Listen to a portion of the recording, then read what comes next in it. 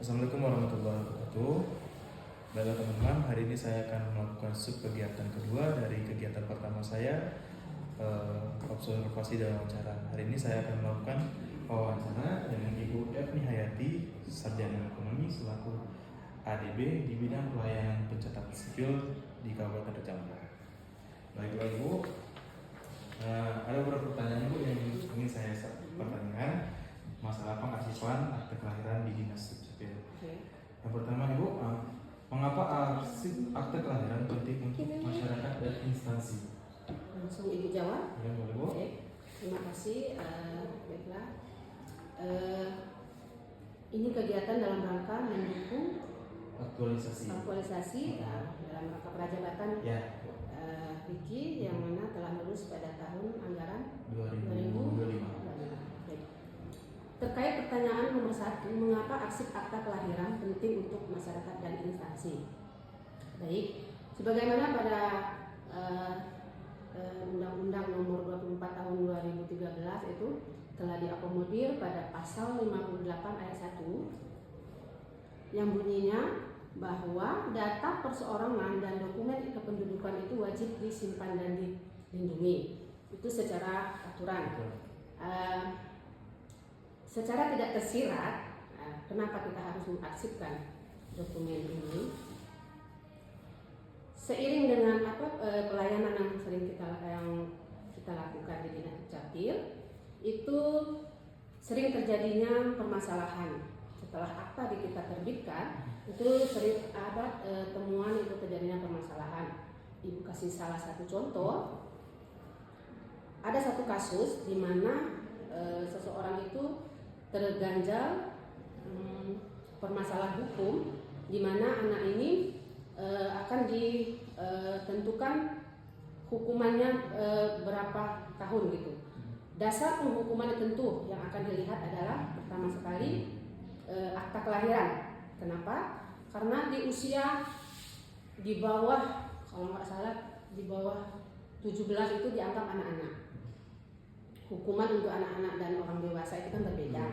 Nah, disinilah biasanya pihak kejaksaan atau penegak hukum itu menghubungi kita untuk melihat arsip pada kita benar atau tidaknya dokumen yang telah kita terbitkan tersebut. Selain untuk secara memenuhi amanat Undang-Undang 24 itu tadi, kenapa kita harus punya arsip untuk mengantisipasi jika seandainya suatu saat nanti ada permasalahan baik itu hukum maupun non hukum maupun sosial sifatnya, itu kita punya dokumen sebagai tanggung jawab kita secara instansi yang menerbitkan itu tentunya adalah dokumen pendukung. Berarti sangat penting ya untuk kita arsipkan akte kelahiran ini. Benar, itu sangat-sangat penting. Selain memenuhi amanat undang-undang, itu juga pentingnya karena suatu saat jika terjadi suatu permasalahan terkait akta yang telah kita terbitkan, kita mempunyai dokumen, arsip atau dokumen. Ya Bu, untuk selanjutnya bagaimana Bu alur pencatatan dan pengarsipan akte kelahiran di Dinas Dukcapil Kabupaten Jawa Barat? Menjawab pertanyaan nomor 2, bagaimana alur pencatatan dan pengarsipan akte kelahiran ya. Baik. Sebagaimana SOP yang telah kita terbitkan, sekarang kalau nggak salah lagi diperdakan, sudah disahkan, di mana pemohon, bahasanya pemohon ya, pemohon datang ke Dinas Dukcapil itu dengan membawa beberapa dokumen pendukung. Harus dijelaskan dokumen pendukungnya? Boleh. Persyaratannya gitu. Oke, persyaratannya salah satu apabila anak tersebut belum tertera di kartu keluarga, berarti pemohon harus membawa kartu keluarga yang asli, fotokopi buku nikah, fotokopi KTP orang tua, surat keterangan lahir dari bidan yang asli, kemudian fotokopi kalau ada ijazah orang tua, kemudian mengisi formulir. Ini nanti didaftarkan melalui front office di bagian depan. Nah, nanti setelah front office memeriksa kelengkapan berkas, Kemudian diberi nomor antrian. Setelah nomor antrian nanti diberi, pemohon menunggu. Apabila sesuai nomor antrian telah dipanggil, pemohon langsung menghadap ke bagian operator. Di bagian operator mereka akan langsung mengentry data pemohon, kemudian nanti dilihat sesuai dengan data pendukung. Setelah di entry, bahasa sistemnya di entry, itu langsung nanti di-printkan draft, diarahkan ke bagian verifikasi. Di bagian verifikasi ini yang paling penting ya, karena apa? Bisa saja di bagian operator itu salah ketik, salah satu huruf.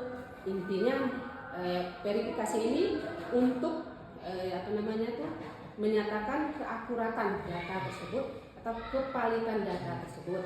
Itulah sebabnya verifikasi ini sangat menentukan. Setelah selesai diverifikasi, kita agendakan. Setelah diagendakan barulah proses penerbitan. Setelah proses penerbitan, dokumen akta ini ada bukan dokumen akta. Penerbitan dokumen ini ada bentuknya itu akta dan kutipan. Yang kita berikan kepada masyarakat itu kutipan, sementara aktanya ditandatangani oleh pemohon itu sebagai arsip dinas Dukcapil. Sampai di situ Ibu, ada lagi pertanyaan Ibu. Metode apa sih Bu yang digunakan untuk menyimpan arsip di dinas Dukcapil kita ini? Di pertanyaan nomor 3, di sistem pengarsipan di dinas Dukcapil khususnya Rejang Lebong, kita menggunakan 2 metode. Satu metode digital. Itu semua dokumen itu kita scankan dulu, kemudian nanti akan kita uploadkan ke sistem. Nah, karena di sistem SIA kita sudah diakomodir untuk penyimpanan dokumen secara digital. Kemudian metode kedua, kita ada yang namanya penjilitan.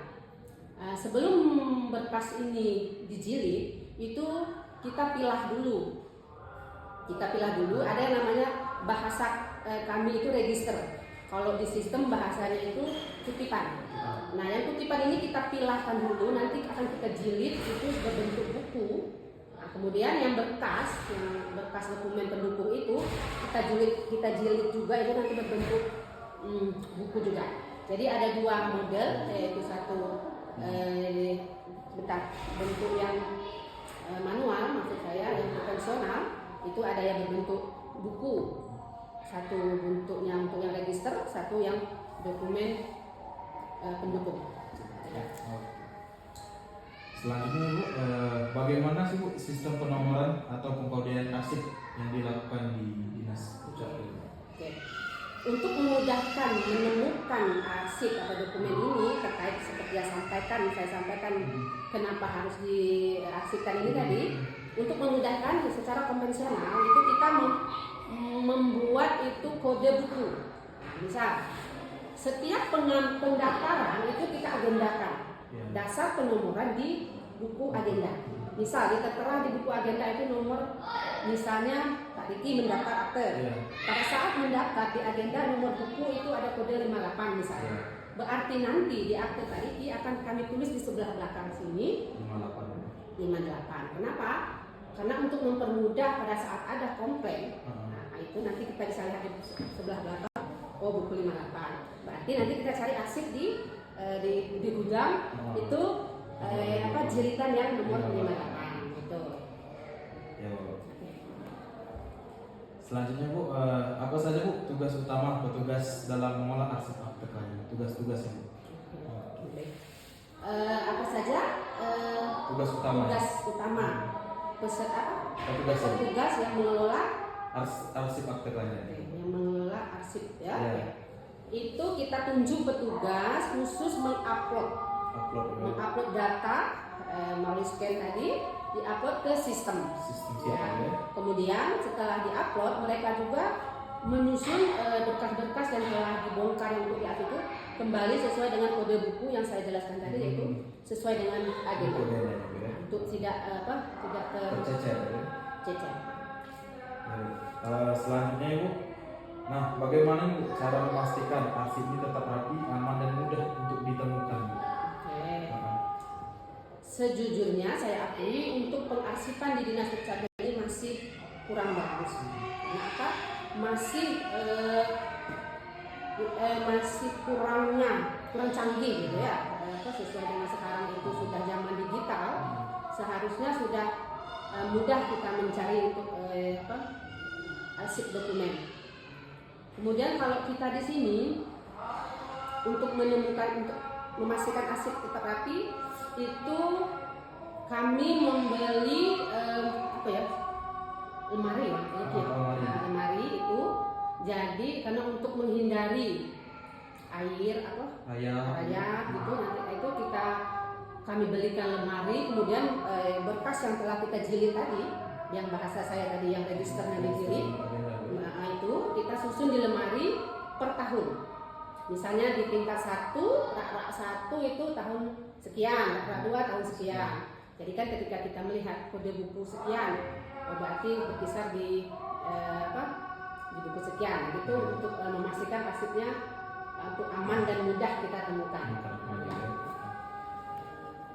Selanjutnya Ibu, mungkin kendalanya tadi sudah Ibu ya.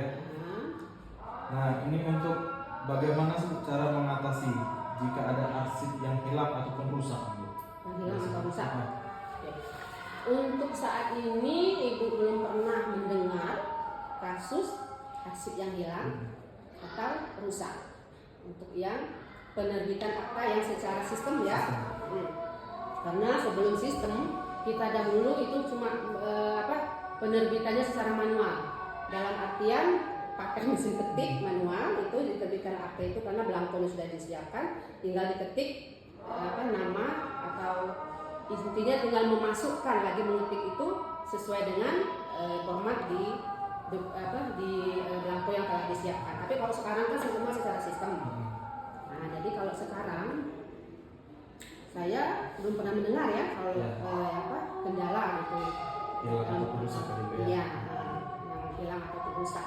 Andai hilang atau rusak, mau dijawab pertanyaan ini? Boleh. Oke, karena ini tidak tertera. Ya. Andai hilang atau rusak, pertama itulah kenapa kita perlunya pengarsipan secara digital. Karena untuk mengantisipasi hilangnya berkas yang manual, kita punya arsip elektronik. Nah itu kenapa kami sangat menginginkan adanya pengarsipan secara elektronik. Itu sangat-sangat membantu jika fisiknya arsip tersebut hilang ataupun rusak ya. Gitu. Oke, Bu. Selanjutnya nih Bu, apakah sudah ada digitalisasi di arsip akte kelahiran di Dinas Dukcapil ini secara maksimal? Oke, kalau secara digitalisasi sekarang baru berjalan. Nah, seperti yang saya sampaikan tadi, pengarsipan secara sistem ya. Sistem. Nah, itu belum lama sih berjalan, baru mulai, cuman belum maksimal dikarenakan beberapa kendala, sumber daya manusia, sarana dan prasarana. Nah, itu ya. Mungkin itu. Ya. Selanjutnya terakhir nih Bu, apakah upaya yang dilakukan untuk meningkatkan pengelolaan arsip ini Bu? Upaya yang kita bisa lakukan sehubungan dengan pengelolaan kendala yang seperti disampaikan tadi pada nomor 9. Oke, kedepannya mungkin Dinas Dukcapil, bukan mungkin sih, harus wajib ya, karena kita memang menginginkan pengelolaan arsip ini karena memang sangat dibutuhkan adanya arsip, sangat membantu apabila terjadi sesuatu hal yang tidak diinginkan. Baik untuk seperti yang disampaikan dari kekurangan sumber daya manusia yang memadai. Nah, kedepannya kami Dinas Dukcapil insya Allah akan sebagai dinas yang berwenang ya untuk mungkin dalam segi sumber daya manusia mungkin insya Allah akan kita bingkatkan agar supaya pengarsipan kita ini dikelola secara baik, tentunya dengan ilmu ya, dengan ilmu yang memadai dengan ilmu yang menjurus ke pengarsipan. Nah, mungkin nanti akan kita bingkaikan insya Allah kalau ada anggaran dan ada juga peluang yang lembaga yang mengadakan bintek ya. Nah, kemudian dari segi sarana mungkin ya, mungkin kita akan berkoordinasi dengan pihak tim TAPD untuk mengakomodir semua dan keluhan ataupun kendala kita dalam rangka meningkatkan pengelolaan pengarsipan. Cuman tahun ini Dinas Dukcapil alhamdulillah telah lulus seorang Ricky. Nah, kebetulan beliau ini lulusan sarjana akuntansi yang insya Allah akan dibebani, akan ditunjuk, akan diberi tugas untuk mengelola pengarsipan. Insya Allah nanti Ricky bisa memegang amanah yang ditunjuk sebagai pengelola pengarsipan. Belajar dulu, Ricky. Baiklah, terima kasih kepada Ibu Herni yang telah memberikan banyak ilmu tentang pengarsipan pada hari ini. Kami ucapkan terima kasih banyak, Bu. Sama-sama. Selanjutnya nanti kita bicarakan lagi. Oke. Tetap semangat. Ya. Oke. Terima kasih, Bu ya. Oke, sama-sama. Alhamdulillah. Sudah.